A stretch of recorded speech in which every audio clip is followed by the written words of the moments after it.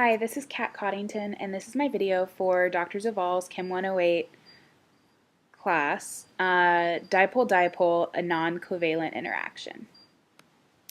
A dipole-dipole can be thought of the electrostatic attractive force between two polar molecules. Polar molecules have strong attractions to other polar molecules because of the positive end of one dipole is attracted to the negative end of another dipole. How do we know if a molecule is polar?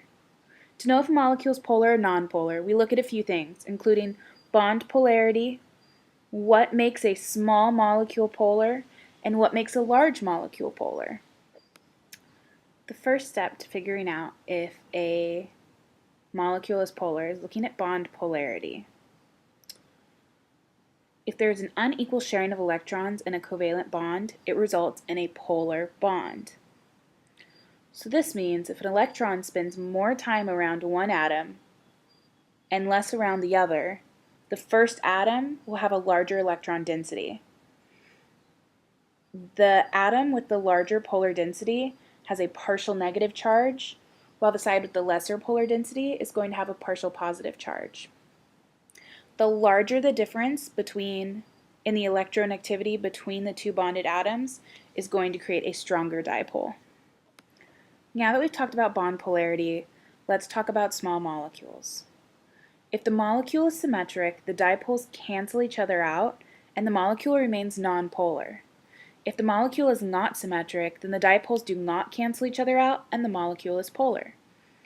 A general rule, symmetric molecules have the central atom surrounded by identical electron groups. To summarize, small molecule polarity. If the small molecule is symmetric, it's nonpolar. If the small molecule is non-symmetric, it's polar. So far, we've talked about polar bonds and small molecules, but what makes a large molecule polar? A large molecule is polar if it contains one or more of the following bonds: carbon to nitrogen, carbon to oxygen, carbon to fluorine, and carbon to chlorine.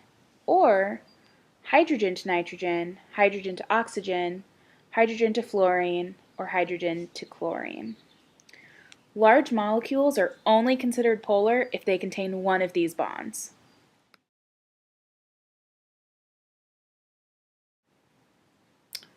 Water, also known as H2O, is a polar molecule because it is not symmetrical. It has a dipole-dipole reaction to itself. Dipole-dipole and other intermolecular forces are what give water surface tension. Now, surface tension is what allows water to resist external force. Surface tension is also what makes belly flops in the pool so painful. Because of this, you have probably felt the force of dipole-dipole interactions at some point in your life.